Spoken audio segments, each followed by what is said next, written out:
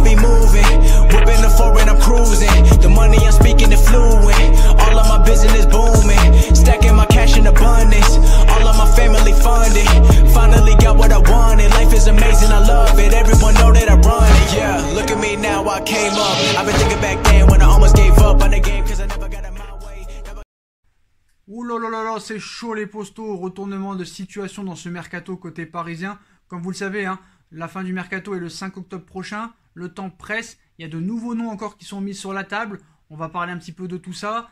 Il y a vraiment des gros retournements de situation. On sait que le 1er octobre prochain a lieu le tirage au sort de la Ligue des Champions. Est-ce que Paris et Leonardo vont attendre de savoir leur groupe et leur poule pour savoir un petit peu la difficulté des équipes qui vont affronter pour pouvoir peut-être lancer le sprint final comme l'avait fait Leonardo le 31 août 2019 avec Icardi et Navas? L'avenir nous le dira. Avant de donner ces informations mercato, hein, on continue sur l'incident Álvaro González Neymar qui seront convoqués le 7 octobre prochain. Le classique qui s'est joué entre le PSG et l'OM au Parc des Princes le 13 septembre dernier trouvera-t-il enfin son épilogue le 7 octobre? C'est à cette date que pourraient être convoqués Neymar et Álvaro González, le défenseur central de l'OM. En effet, le premier accuse le second d'avoir proféré des insultes à caractère raciste au cours de la confrontation selon RMC Sport. En attendant, la commission de discipline a déjà sanctionné les 5 exclus, Neymar, Kurzawa, Paredes, Amavi et Benedetto, et doit se charger ce mercredi soir d'Angel Di Maria. L'affaire entre Neymar et Álvaro est en institution. L'instructeur aurait déjà entendu Neymar ce mercredi matin et devrait écouter Álvaro González jeudi ou vendredi prochain. Donc voilà, ça n'en finit plus. Sur l'incident Álvaro González Neymar, González aurait mis son avenir à l'OM dans la balance, mise en cause par Neymar. Hein. Il se pose des questions. Álvaro, hein, comme rapporte RMC ce mercredi, l'Espagnol âgé de 30 ans vit des moments très difficiles depuis cette rencontre.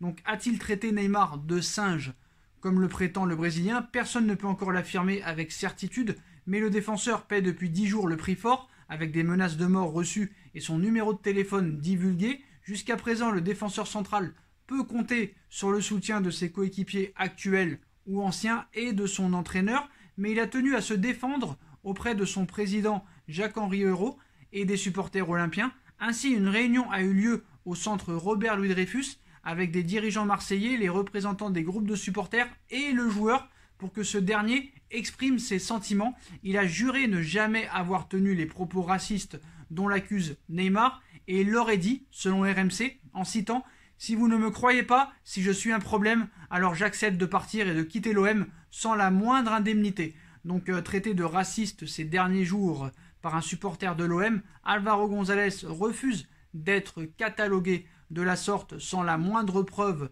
autre que la parole de Neymar. C'est donc avec émotion qu'il s'est défendu auprès de son club et de ses supporters. Il aurait également expliqué que cette histoire avait un impact sur ses performances, notamment le match contre Saint-Etienne et Lille où il n'a pas été très bon. Reste désormais à savoir si la commission de discipline de la LFP pourra trancher sur cet épineux dossier et si les images prouvent ou non l'existence de paroles racistes de sa part. Donc il y a beaucoup de choses aussi à dire sur ce dossier, parce que RMC a vraiment fait un point très clair. Il y a beaucoup de choses à dire, vraiment il y a beaucoup de choses à dire. Donc les dernières nouvelles, vraiment. Donc Álvaro aurait bel et bien insulté Neymar de singe, selon des experts en lecture labiale, engagés pour analyser l'altercation des deux joueurs au cours de ce PSG-OM. Ça c'est Globo Esport qui le dit. Donc ça, il faut faire toujours attention avec les médias. J'ai les images, j'ai pas les images. Bref, donc des sources proches du vestiaire marseillais sont convaincus que Neymar a lui-même contacté des joueurs de Liga espagnole pour se procurer le numéro d'Álvaro. Álvaro, qui a fondu en larmes face aux supporters, souhaiterait avoir un tête-à-tête avec Neymar pour que le Brésilien reconnaisse qu'il ment. Franchement, vu l'état où était Neymar, se plaindre auprès de l'arbitre comme ça en disant que lui c'est un putain de raciste, Neymar ne s'est jamais plaint, que ce soit à Santos, au Barça ou au Paris Saint-Germain, d'un gars qui l'a traité de singe. Donc là, franchement, Neymar ne s'en porte pas pour rien. Après, Álvaro est catégorique. Va-t-on cacher les images? Je n'en sais rien. Mais en tout cas, cette affaire n'a pas fini de faire parler les postaux. Bon, on enchaîne avec le mercato maintenant, le mercato parisien. On commence avec Marcin Bulka, qui veut en effet quitter le Paris Saint-Germain, mais en prêt. Voilà, ce mercredi, excusez-moi, l'équipe a annoncé que Marcin Bulka, gardien de 20 ans, sous contrat jusqu'en 2021, a demandé son départ du Paris Saint-Germain, ce qui a été confirmé par RMC Sport via son journaliste Loïc Tanzi, qui précise la volonté du Polonais de prolonger puis d'être prêté. Des précisions importantes puisque évoquer seulement un départ laissait une grande part de suspense. Il ne s'agit pas d'un transfert définitif pour vraiment se lancer sur autre chose. Il s'agit plutôt d'obtenir du temps de jeu afin de continuer à grandir et progresser. Cela certainement avec l'espoir de faire ensuite une place au PSG. Il en est encore loin, hein, vu la bourse qu'il a fait contre Lens. Reste à voir si un accord sera possible pour Bulka, alors que Paris a besoin d'avoir un numéro 3 et compter prêter Garrison Innocent plutôt que Bulka. Donc à voir dans les prochains jours si Marcin Bulka sera parisien ou sera prêté. Bon, on passe au dossier Kalidou Koulibaly, les postaux, et le Parisien refroidit la rumeur d'un transfert de Koulibaly au PSG. Ces derniers jours, même aujourd'hui, la presse italienne s'est emballée autour d'un possible transfert de Kalidou Koulibaly au PSG. Il a même été affirmé que le club parisien avait pris de l'avance sur Manchester City pour le défenseur central de 29 ans du Napoli. Mais cette idée a été balayée par le journal Le Parisien ce mercredi. Contrairement à ce qu'annonce la presse italienne ce mercredi, le défenseur central napolitain Kalidou Koulibaly, dont l'indemnité de transfert est estimée entre 70 et 80 millions d'euros, est en revanche loin du PSG. Le Sénégalais souhaite rejoindre Manchester City et il s'est déjà entendu contractuellement avec le club mancunien. Le PSG n'aurait pas les moyens de réaliser un tel transfert cet été. Liverpool, qui rêve d'une charnière centrale, Van Dijk, Koulibaly, fait le forcing pour convaincre le joueur via son ami et compatriote Sadio Mané afin d'emporter la mise. Selon plusieurs sources, le PSG n'aurait pas les moyens de réaliser un tel transfert cet été et Naples n'envisagerait pas un prêt pour le colosse de 29 ans, même si on reste prudent, puisqu'il ne s'agit finalement que d'une rumeur. Les affirmations du journal francilien sont tout de même tout à fait crédibles ici. Il n'y a au moins rien pour penser que le PSG serait bien en train d'avancer sur le recrutement de Koulibaly, une piste particulièrement coûteuse et compliquée, surtout que le défenseur semble avoir une préférence pour la Première Ligue. Paris est en ce moment plutôt tourné vers le recrutement d'un milieu de terrain et qui permettrait de laisser Marquinhos, 26 ans, en défense aux côtés de Presnel Kimpembe.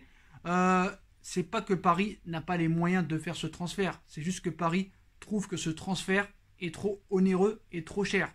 On va pas dépenser 80 millions d'euros pour un joueur de 29 ans qui va avoir 30 ans bientôt et qu'en plus ce n'est pas la priorité alors que tu as déjà Kimpembe et Marquinhos qui tiennent vraiment la route, ainsi que Diallo et Kehrer qui sont toujours là, alors que tu as besoin de 1 voire 2 milieux de terrain.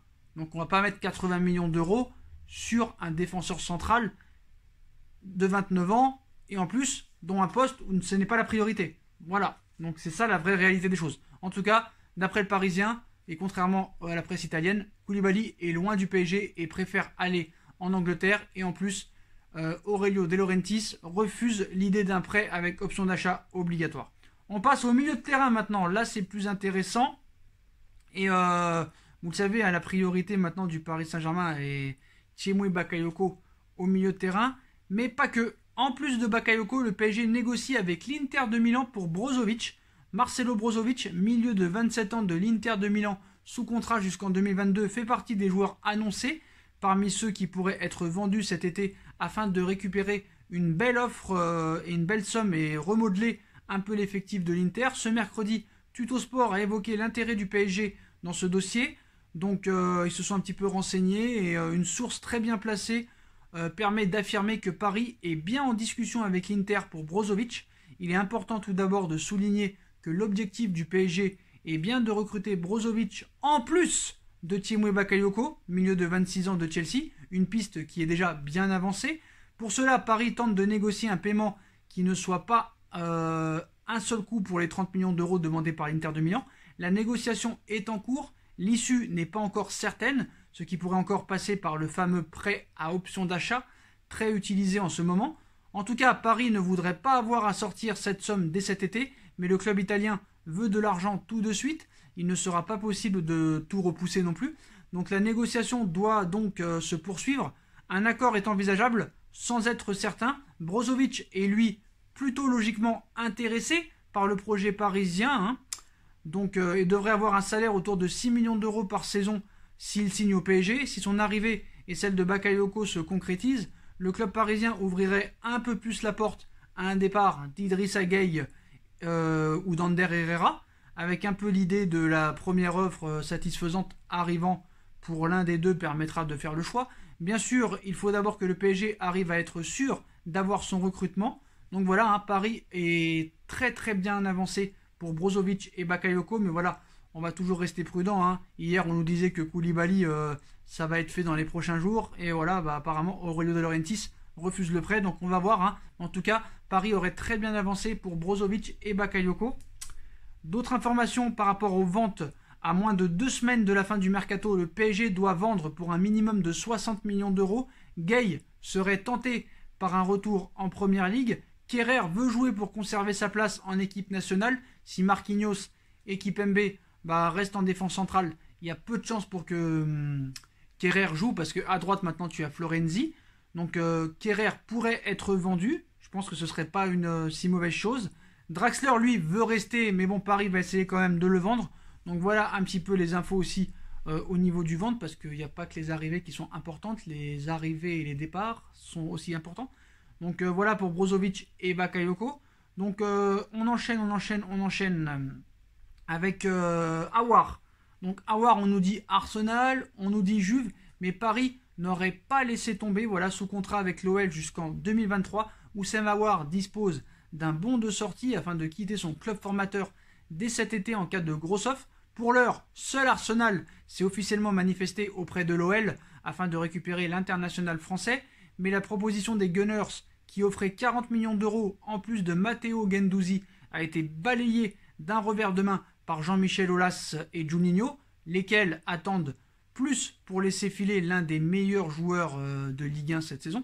Recevront-ils une offre supérieure d'ici le 5 octobre, date de clôture du mercato? Il y a de grandes chances que oui, selon les informations obtenues par le Télégraphe, qui dévoile ce mercredi qu'un club qualifié pour la Ligue des Champions va prochainement se manifester. Donc les médias britanniques indiquent par ailleurs qu'Oussem Aouar est au courant de cette offre imminente de la part d'un véritable cadre européen.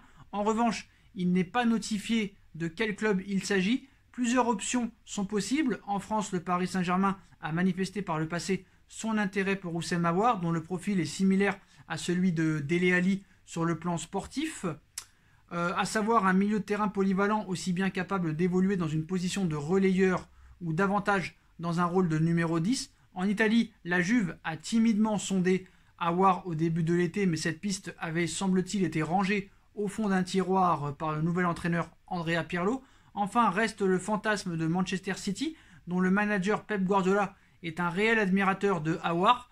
Depuis plus de 2 ans maintenant, reste maintenant à savoir si l'offre mystère proviendra d'un de ces 3 clubs, ou si un cadre mystère tel que le Bayern de Munich, Chelsea, le Real ou Barcelone est susceptible de faire irruption dans ce dossier, qui risque de tenir tout le monde en haleine jusqu'au bout. Moi, Bakayoko, j'aime bien. Aouar, j'aime bien. Brozovic, pas mal, mais bon, c'est un peu un joueur nonchalant, et je pense pas que ce soit avec Tuchel qui va être moins nonchalant. Donc voilà.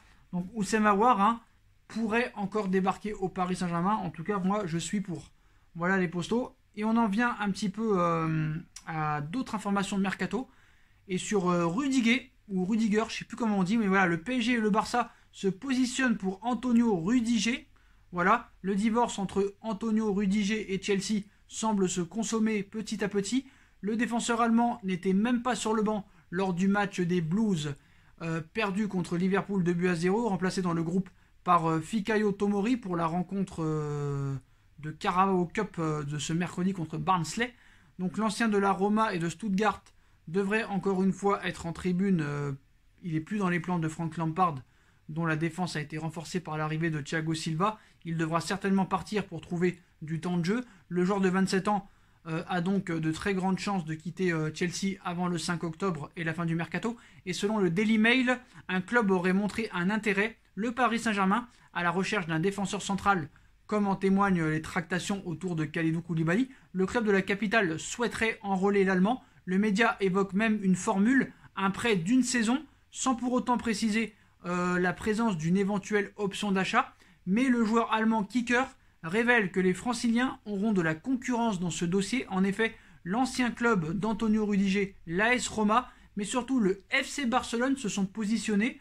Donc Antonio Rudiger, oui, ça peut être moins cher, ça peut être une piste aussi en défense centrale, beaucoup moins coûteuse que Koulibaly, mais pas forcément plus fiable que Koulibaly. Donc ça reste aussi un problème. Donc on verra, mais c'est une piste. Hein. Paris, il y aura des arrivées. Hein. Je pense qu'il y aura des arrivées en défense centrale, au milieu de terrain, en attaque, ça c'est sûr et certain. À savoir quel joueur maintenant. Hein. Ça peut être des coups à la Florenzi, à la Navas, à la Icardi, sorti du chapeau de Leonardo, on ne sait pas. Mais voilà. On passe à Messi très rapidement. Le Barça semble avoir un plan précis concernant sa campagne de vente et Bartomeu souhaiterait priver Messi de ses principaux soutiens. D'après les informations de AS, certaines de ces ventes auraient notamment eu comme but de priver Léo Messi de ses plus gros soutiens dans le vestiaire du Barça. C'est le cas avec Luis Suarez, que le quotidien va jusqu'à qualifier d'intime de Messi. L'attaquant a toujours été l'un des principaux lieutenants de Messi sur et en dehors du terrain, et forcément cela n'aurait pas été apprécié dans les hautes sphères du club catalan. AS explique qu'Arturo Vidal aurait également été vendu pour cela. Le Chilien n'était pas une figure aussi forte que Suarez au sein du Barça, mais il faisait partie des voix qui portaient. Ainsi, d'après les informations du quotidien, le président Bartomeu aurait décidé de casser les habitudes d'un vestiaire qui le rejetait. Mais ce grand ménage est-il fini? Car AS cite d'autres personnes très proches de Messi qui sont encore au FC Barcelone. Il y a notamment Pepe Costa, team manager, qui est décrit par le quotidien espagnol comme l'ombre même de Messi et son principal confident. Parmi les joueurs, AS évoque également Jordi Alba, Sergio Busquets et Gérard Piqué, qui, s'ils n'étaient pas aussi proches que Suarez, resteraient les principaux alliés de Messi au sein du vestiaire. Le plan de Bartomeu semble donc simple. Le président barcelonais a certes tout fait pour retenir Messi contre son gré, mais désormais, il ne veut pas que celui-ci retourne le vestiaire contre la direction, comme il a pu le faire tout récemment. Donc voilà, hein. La guerre Bartomeu-Messi continue. Hein. On verra, hein, le départ en mars de Bartomeu peut changer beaucoup de choses sur l'avenir de Léo Messi. Voilà les postos. Et on passe, excusez-moi, à l'information encore principale de cette vidéo. Encore le dossier Kylian Mbappé. Mbappé aurait déjà choisi son prochain club. Kylian Mbappé, sous contrat avec le PSG jusqu'en 2022, semble avoir les idées claires sur son avenir. Mbappé a un plan de carrière déjà tout tracé. Alors Liverpool, le Real ou le Paris Saint-Germain. En Espagne, on ne semble pas avoir de doute. D'après les informations ce soir d'El Chiguirinto TV, le PSG va faire tout son possible pour retenir Kylian Mbappé, mais ce dernier aurait décidé que son prochain club sera le Real Madrid.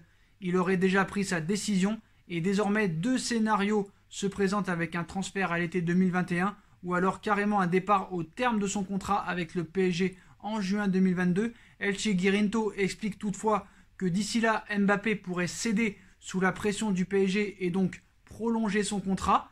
D'ailleurs, apparemment, hein, du côté de Doha, de Nasser Al-Khelaifi, on ne serait pas contre vendre Kylian Mbappé, mais à plusieurs conditions. Donc c'est ça le problème aussi. Donc vous savez, Mbappé, hein, marche sur la L1, donc ça on le sait très bien, un peu moins pour la Ligue des Champions. Il a encore 2 ans de contrat. Bon, Paris n'est pas contre le vendre. Ça c'est une chose qu'il faut savoir. Beaucoup plus que les 180 millions d'euros déjà dépensés en 2017. Mais voilà, apparemment Paris voudrait 3 conditions. Donc on va voir un petit peu tout ça ensemble. Donc Paris pourrait accepter de vendre Kylian Mbappé, mais à 3 conditions selon Doha. Déterminé à recruter Kylian Mbappé l'été prochain, le Real compte sur sa bonne entente avec le Paris Saint-Germain. Ainsi, le champion de France pourrait accepter de négocier sur certaines conditions. Contrairement au FC Barcelone, le Real ne commettra pas l'erreur de se mettre le Paris Saint-Germain à dos. le président Florentino Pérez entretient de bonnes relations avec son homologue Nasser Al-Khelaifi, une entente que le patron madrilène tient à conserver pour avoir une chance de conclure le transfert de Kylian Mbappé l'été prochain. On sait que l'attaquant parisien représente la priorité de la Maison-Blanche et de son entraîneur Zinedine Zidane. Donc un pacte de non-agression déjà, c'est la première condition. C'est pourquoi Pérez aurait passé un accord avec le Qatar. À en croire le site espagnol Don Balón, le Real Madrid aurait accepté de renoncer à la piste Jadon Sancho, ce qui permettrait au Paris Saint-Germain d'attirer l'ailier du Borussia Dortmund pour éventuellement remplacer Mbappé.